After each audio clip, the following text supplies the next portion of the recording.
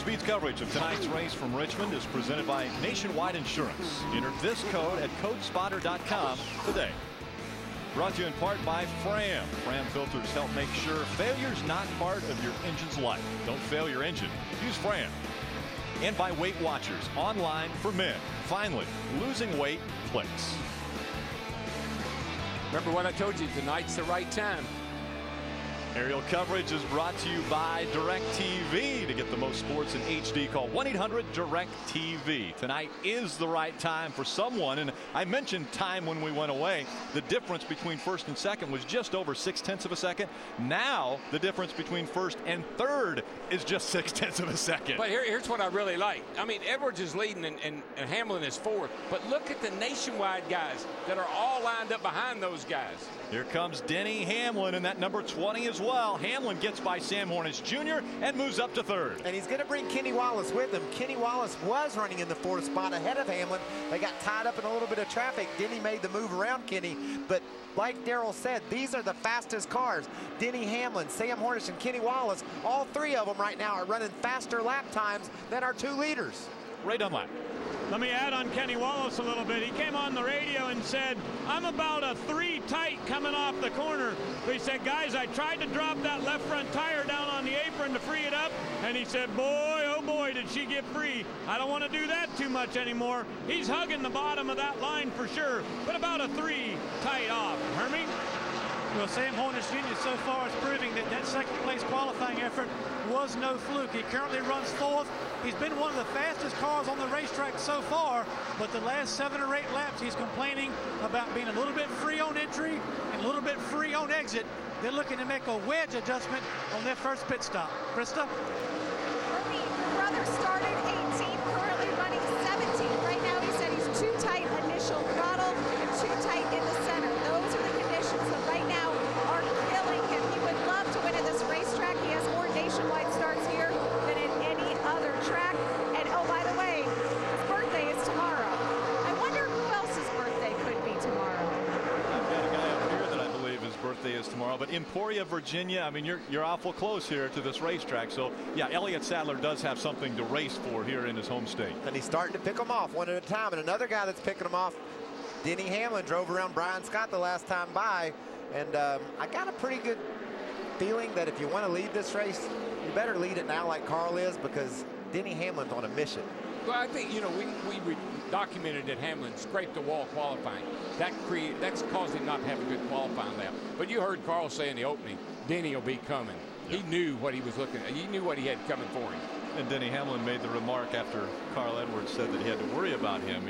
Poker face. He says Carl Edwards is pretty strong, but those two look like they're going to be battling here very shortly. And speaking of battling, look at these cats. Kenny Wallace going 3 wide trying to get underneath Sam Hornish. Here comes Almirola. You have Edwards and Hamlin 1-2, and right behind them, Brian Scott, Sam Hornish Jr., Kenny Wallace, Eric Almirola, Stenhouse.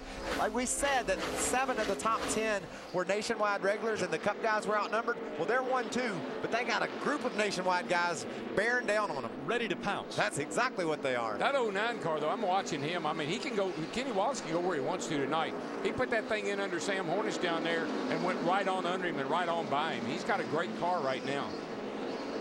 Here comes Denny. Yep, just in front of Denny Hamlin. Back here we see Eric Almirola running in the 5th spot. Behind him, Sam Hornish Jr. Just in front, though, the 09 of Kenny Wallace. I could just see last night, you know, Denny won his charity race here last night. And I could see when that race was over with, it was almost like a look of relief. Like he needed something, and that was the stepping stone, the catalyst he needed to get his year started. You know, and because Darrell, it almost probably seemed like a gift to Denny. He came off turn 2. Kyle Busch had the lead. He probably thought, I'm going to have to spin this guy out. You know, I'm going to have to run into Kyle to win this race. Kyle runs out of gas. Denny says, something finally went right for me. I drove around and grabbed the win. You know, just like last night, he started 11th, but he was picking them off methodically to get up to 2nd. Yeah, he drove around Almirola. There he goes by Stenhouse Jr. Point leader Justin Allgaier. And look, 3 wide to take Kenny Wallace down. The inside line is the line for Denny Hamlin, it looks like. Every pass was down there on the bottom of the racetrack. And there's what's left. He is nibbling away at Carl's lead. And in about another lap or two, probably, yeah, about 2 more laps, he will be on his back bumper. Michael, last night I heard you say after running that race that your car was very loose, but you wanted it more loose. You wanted it to be even looser. Is that a situation where right now you're seeing these two guys trying to figure out where they're going to find more speed? They're definitely probably going to get tighter and tighter as the night goes. They'll continuously loosen it up, Rick. And the reason why you want that is to stay right down there by that yellow line. You really need your car to be free. If it's pushing at all, you can't hold it down there. And we've watched Denny Hamlin. He's made every move he's made, Darrell, right down on that yellow line. That means he's really free. As the tires wear and the air pressures build up and the fuel burns off. Remember, these cars burn off a lot of fuel, and here's Denny looking underneath Carl right here, might be able to make the pass. He's got him. Now he's got nose under there. Yep, he's got a slower lap car in front of him. So here comes Denny Hamlin working to the bottom of the racetrack. This is for the lead, trying to take it away from Carl Edwards. There he goes, right on around. Made it look easy getting by Carl Edwards. I don't know if Carl's going. Maybe I'll let you go. Here he comes again. Maybe I won't. Carl Edwards says, all right, I saw how that move worked.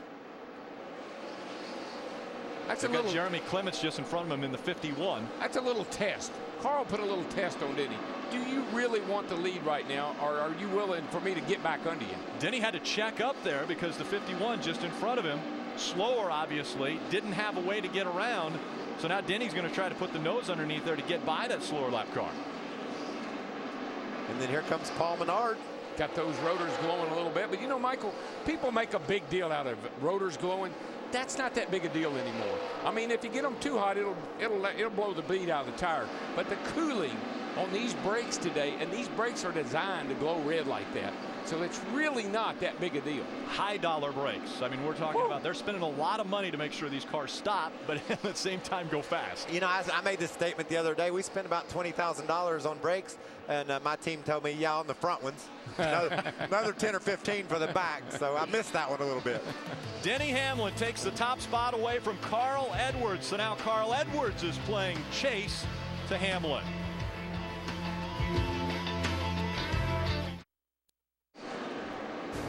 Tomorrow on NASCAR Race Day, rocks and rolls in Richmond. Clint Boyer, Casey Kane, and NASCAR President Mike Helton join us live. Plus, Kyle Busch discusses his recent dominance of the spring race here at Richmond International Raceway. NASCAR Race Day built by the Home Depot tomorrow. That's 5 Eastern, live on Speed.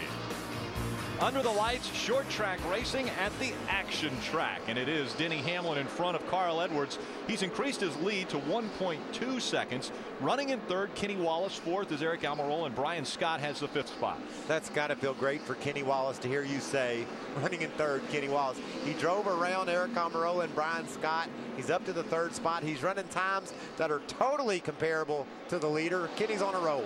He's after Carl right now, and I believe he'll get him. That car, watch it go around the corner here, Michael. Right down on that yellow line, hooking it.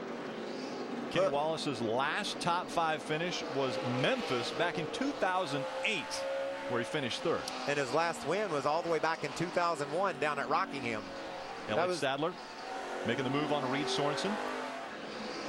I talked to Kenny yesterday about that win in 2001. That was a huge weekend for him. He ran 2nd in the Pennzoil car on Sunday. There he goes. Speaking of 2nd, here goes Kenny Wallace. Takes 2nd away from Carl Edwards. He has got to be. Man, he's got to be happy. I'm surprised we can't hear him laughing all the way up here, because he got to be smiling ear to ear. And the last time by, he ran exact same time as Denny Hamlin, and that was with Carl Edwards holding him up a little bit. Kenny Wallace experience going to victory lane at this racetrack, right?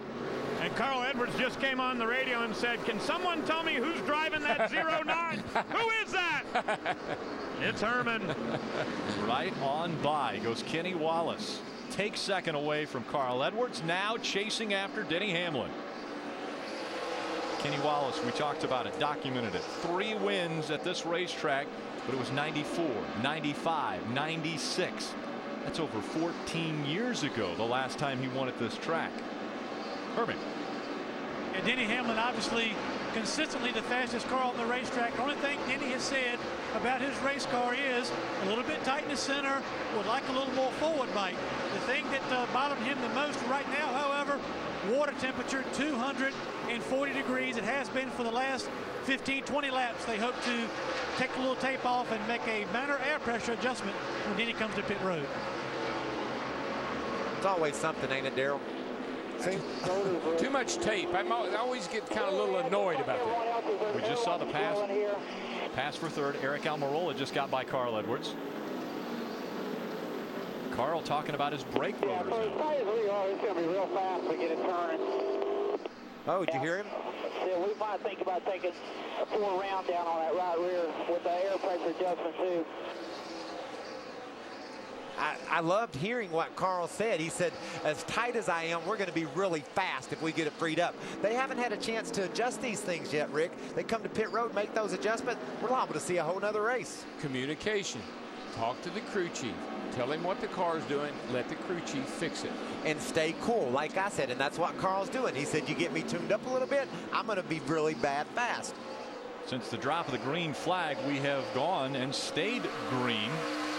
One pass for the lead. It was Denny Hamlin getting by Carl Edwards. Now Kenny Wallace has moved up to the second spot. He's just over 2 seconds behind our leader, Denny Hamlin. We see Ricky Stenhouse Jr. He's moved into the top 5. These guys are driving their rear ends off. Watch this. Watch Brian Scott off turn 4. You get a little bit down on that apron, a little bit more than you want to.